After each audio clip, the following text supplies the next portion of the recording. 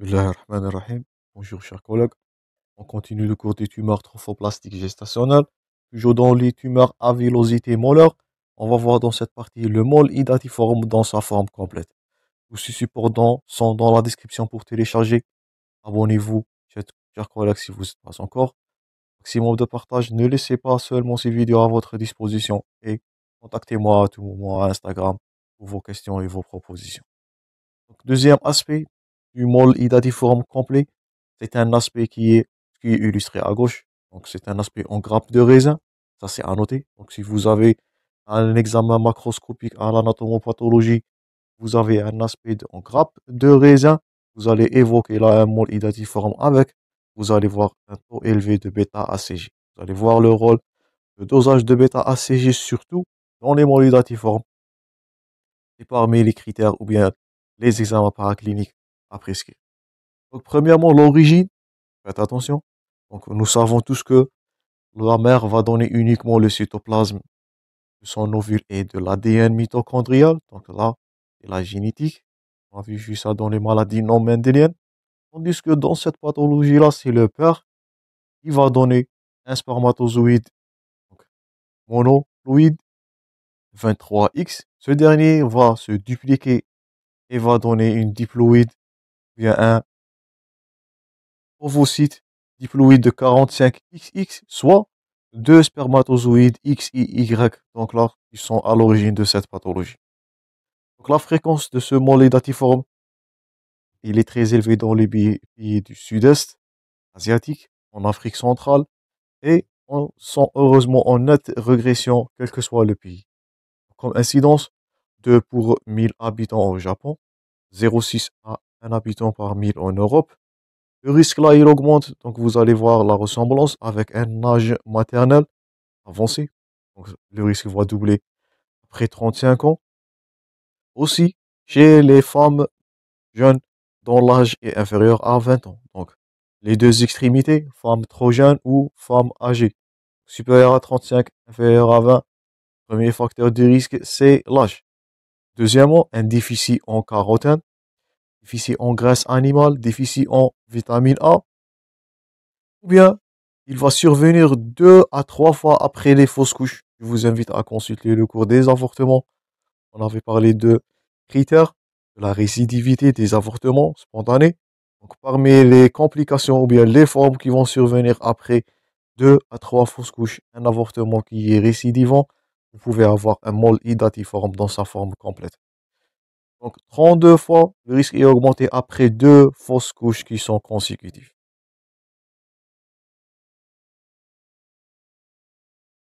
Pour le tableau clinique, donc le diagnostic, là, c'est un tableau clinique d'une grossesse avec des métrorragies, un utérus, ça c'est à retenir cette ligne-là, donc c'est un utérus de taille qui est plus grande que le voudra la gestationnelle, donc ça pourra être soit une grossesse gémellaire, ça pourra être une macrosomie, une hydramnios, et comme cette taille d'utérus qui est augmentée pourra être due à un mole idatiforme. Donc si on vous pose la question, un utérus de taille qui est plus avancé à son âge gestationnel, vous avez, je répète, les facteurs de risque, donc l'âge, les deux extrémités, le déficit, comme on avait dit, en carotène, en graisse animale, vitamine A, et surtout la notion des avortements spontanés, consécutifs toujours. Donc vous allez évoquer là, donc, devant ce tableau clinique, en association avec la taille, je répète, qui est augmentée, vous allez évoquer un mole idatiforme dans sa forme complète. Donc là, vous voyez à l'illustration, donc ça c'est un utérus normal.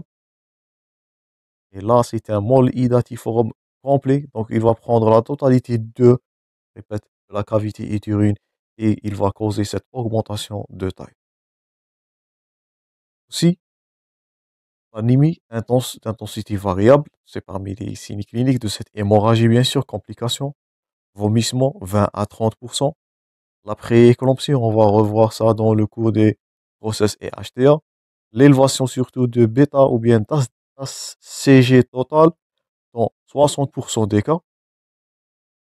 Et kystes bilatéraux qui sont inconstants à 40%. Donc surtout le tableau là, je répète, un utérus de grande taille avec des antécédents d'avortement spontané. Après éclampsie, l'élévation des HCG en 70% des cas, et parfois ce sont des kystes bilatéraux et sont inconstants. Donc le tableau peut être aussi celui d'une fausse couche banale ou lors d'une interruption de grossesse, on a vu ça dans les avortements, par la présence de vésicules molaires ou carrément à l'anatomopathologie. Donc diagnostic soit par la clinique ou bien pendant une interruption où vous allez voir le mol identiforme à l'anatomopathologie, vous allez voir, je répète, l'aspect en grappe de raisin. Et là, vous allez évoquer donc, devant cet avortement, donc il est dû à un mol identiforme dans sa forme complète.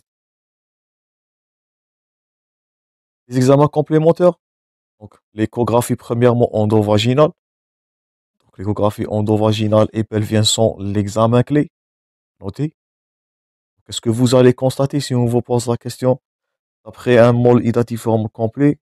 Quelles sont les notions que vous allez constater d'après l'échographie endovaginale? Je répète qui est l'examen clé. L'absence de la cavité amniotique premièrement. L'absence d'embryon. Vous avez vu que le mol identiforme, il prend la totalité de la cavité. Une cavité utérine qui est dilatée par des images qui sont hyper échogènes, hétérogènes, en grappe de raisin, je répète, ou bien en nid d'abeille ou en flocon de neige. Notez bien ces trois termes-là.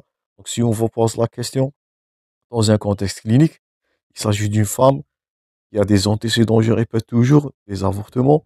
Elle a un utérus dilaté et on note dans l'examen, bien dans l'échographie endovaginale, on va noter ces trois aspects, je répète, cavité utérine dilatée, la notion d'hyperéchogénie ou bien hétérogénémie en trois aspects. Donc, premier, soit en grappe de raisin, comme on avait vu en aspect macroscopique, soit en nid d'abeille, soit en flocon de neige. Donc, tout ça, il est évocateur d'un mol idatiforme complet.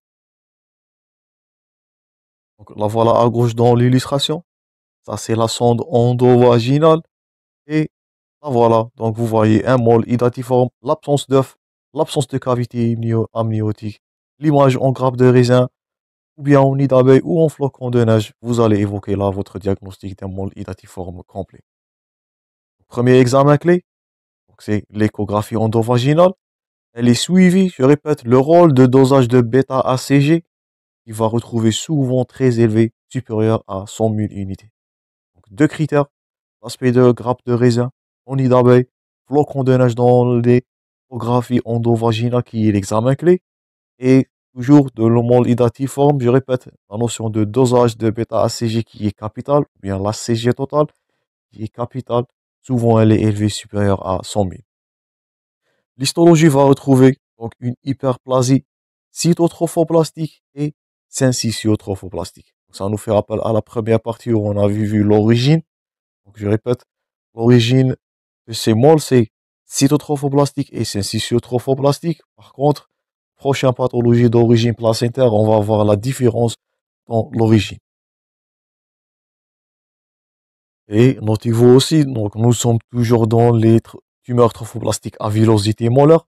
Le mole idatiforme complet, il est caractérisé par une seule population de villosité de grande taille, sans petite villosité fibreuse. Donc ça, ce qui différencie un mole idatiforme complet, un mole idatiforme non complet. Donc l'aspect, je répète, en nid d'abeille ou bien en grappe de raisin, surtout en échographie endovaginale, les bêta-ACG qui sont trop élevés. L'origine, je répète, c'est double, cytotrophoblastique et syncytiotrophoblastique. Tout ce qui est en gras, bien sûr, c'est à retenir. Ce dernier, ce mot idatiforme complet, il est caractérisé dans l'aspect microscopique d'une seule population de villosité de grande taille. J'insiste sur ces points forts. Et ces villosités, ils sont de forme qui sont irréguliers, mais ils n'ont pas un aspect festonné avec une profonde invagination de la membrane hyaline plasmique. Dernier titre avant de conclure cette partie concernant les mots datiformes complets, c'est la prise en charge des grossesses molaires sans complications premièrement. Donc, un mot datiforme, il doit être évacué, en notre cas, par une aspiration utérine ou bien endo-utérine, aspiration sous échographie et éviter le curetage. Pourquoi? Donc, les mots datiformes, ils sont retrouvés dans les premières semaines. c'est là où l'utérus qui est fragile, donc une membrane fragilisée. On utilisera le terme en feuillet de cigarette. Donc un curetage va causer fort probablement une perforation et des hémorragies. Donc dans les premières semaines de conception, dans les molidatiformes, on utilisera le curetage, ou bien l'aspiration, on n'utilise pas les curetages, on utilise l'aspiration échographique pour évacuer ce molidatiforme. Donc, en cas d'utérus qui est volumineux, donc, certains qui atteignent l'ombilic, il est recommandé de voir, premièrement, une voie veineuse de bon calibre, les concentrés des érythrocytes. Donc, le risque hémorragique, il est là. Donc, un utérus dilaté, ça, vous avez vu en obstétrique. Donc, un utérus dilaté, il est susceptible à provoquer ou bien à avoir des hémorragies. Donc, si ce dernier, je répète, est de petite taille, donc une simple aspiration est suffisante pour évacuer ce dernier, ce molidatiforme. S'il s'agit d'un utérus de grande taille, donc les mesures, je vous invite à les noter. Donc, premièrement, une voie veineuse de bon calibre. Le risque hémorragique est là. Deuxièmement, les concentrés plaquettaires, plutôt les concentrés érythrocytaires. Une laparotomie ou une cilioscopie. Ocytocine en fin d'intervention, c'est le syntocinon, le nom commercial, donc pour provoquer un globe de sécurité et éviter les hémorragies. Une séroprophylaxie par l'anti-D, rhésus négatif toujours. Donc, nous allons revoir ça dans le cours des allo-immunisations ou bien l'immunisation materne-fœtale. Et bien sûr, suivi par des échographies pelviennes 1 à 2 semaines après. Une indication à une deuxième évacuation s'il s'agit d'une rétention de débris qui est supérieure à 17 mm.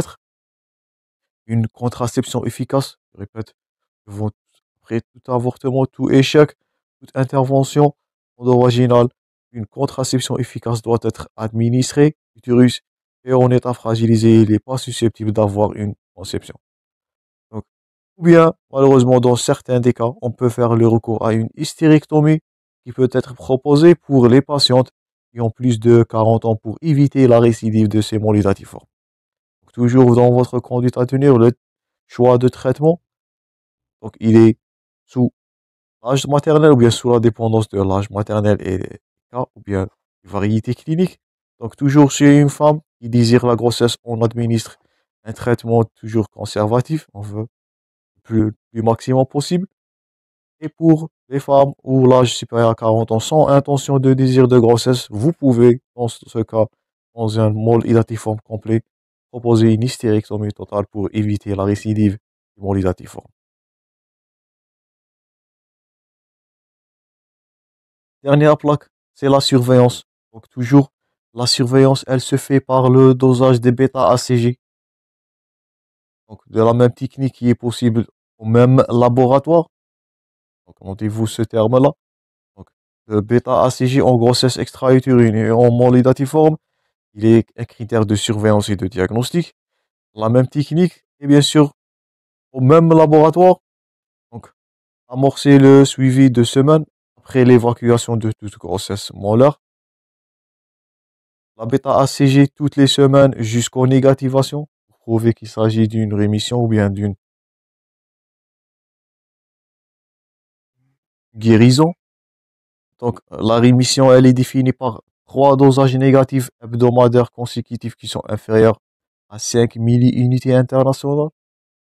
ACG mensuel pendant 6 mois pour les moles partiels, 6 mois pour les moles complets qui se négativent en moins de 8 semaines et 12 mois pour les moles qui se négativent en plus de 8 semaines. Et la décroissance de façon qui est régulière de taux de bêta-ACG. Donc vous voyez la relation intime entre molidatiforme complet, dosage de bêta-ACG pour diagnostic, pour suivi et même pour surveillance. Donc la décroissance de façon régulière des taux de bêta-ACG total, ou bien l'ACG total sérique, elle nous dispense de tout examen d'imagerie complémentaire. Là, il s'agit d'une rémission avec diminution de ACG inférieure à 5 milliunités. Donc ça c'est tout pour les molidatiformes complets. Notez-vous bien, l'origine là, c'est la diploïdie. Surtout, l'examen clé là, c'est l'échographie endo-vaginale qui va vous donner les aspects qu'on a déjà cités, grappe de raisin, nid d'abeille ou flocon de neige. Le dosage de bêta-ACG, il a un rôle capital dans le diagnostic et le suivi en même temps. Et l'origine de ces derniers, je répète, est l'hyperplasie cytotrophoblastique et syncytiotrophoblastique. Pour le traitement, faites attention aux mesures à administrer devant un utérus de grande taille, le risque hémorragique, l'utérus atonie par dilatation des artères. Faites attention. Toujours, notez-vous bien ou bien avoir la réflexion de prescrire des séroprophylaxiques anti-D, résus négatif chez la mère si. Et dernièrement, proposez-vous une hystérectomie chez une femme où elle a l'âge plus de 40 ans qui n'est pas désirante de grossesse pour éviter, bien pour ne pas avoir une surveillance post-molaire. Donc ça, c'est tout, chers collègues. On va voir prochainement les carcinomes. Donc là, voilà un môle idatiforme, une grossesse molaire. C'est mieux illustré comme vous avez vu dans l'illustration à gauche. Le voilà. Un môle idatiforme détecté par l'échographie, je répète, endovaginal, l'aspect en grappe de raisin toujours. Donc prochainement, on va voir les choriocarcinomes, donc les môles invasifs. Donc, jusqu'aux prochaines vidéos, chers collègues. Bon courage dans vos préparations. Merci pour votre attention et à la prochaine.